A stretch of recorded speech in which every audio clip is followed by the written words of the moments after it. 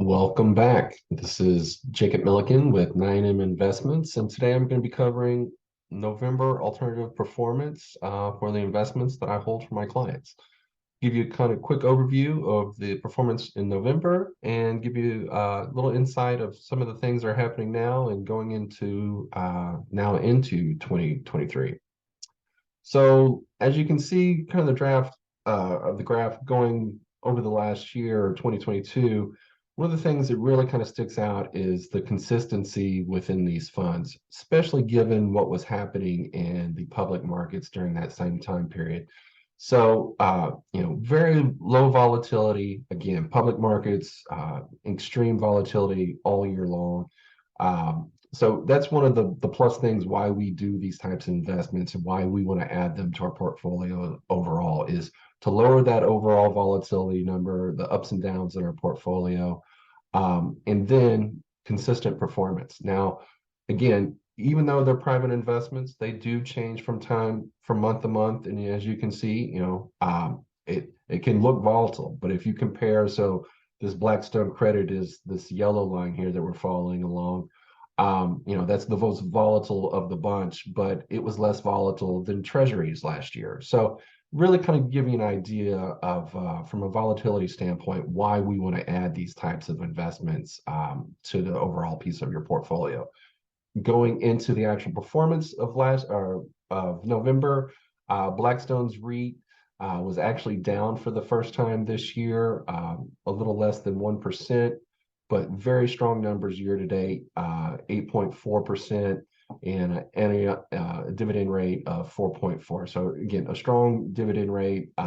Again, with this dividend within Blackstone, this is one of the things that you have to remember within these REITs is this dividend is 92% tax-free. So a tax equivalent yield is closer to about 6.9%, 6.7% as of November. So a very important piece when it comes to retirement planning and income planning, and a good reason why we use these type of investments. Global city REITs, performance for November, 0.44%, year to date, 9.3%, 9.36%, excuse me. Again, very, very strong performance, dividend rate of 5.41%, and Nuveen's dividend is 100% tax-free. So again, depending on where you are, whether it be accumulation or the income phase, this kind of gives you some very strong options to use as an income replacement.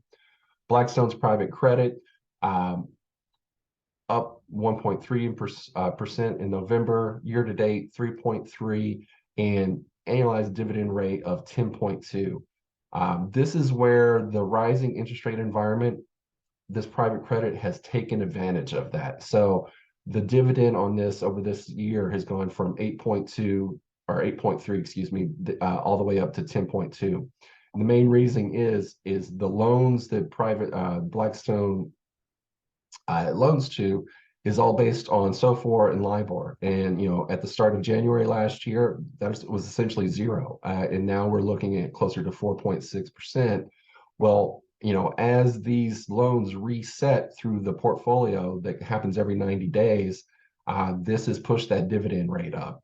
Now, this one doesn't have the tax advantages like the REITs do, but given in the right type of account, and when I look at it, a replacement or taking away from your kind of fixed income area, this is a great dividend and be hard to beat. And again, when you look at it of what am I replacing, I want to replace fixed income. What I want my fixed income to be, I want my fixed income to be very low volatile. And so that's what we're replacing. And then the ability to get that kind of dividend, low volatility type of investment is why we're adding these to our portfolios.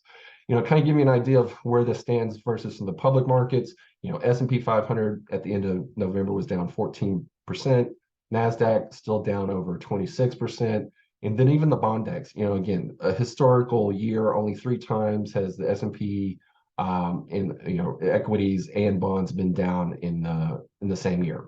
3 times in over 100 years. So probably not going to happen again. But you know what? This is why we have these types of investments, to take some of this negative action uncorrelated to these movements, and those are all positives for the portfolios that I manage. So I hope this was informative. If you have any questions, feel free to reach out. That's what I'm here for. And I hope you have a great weekend.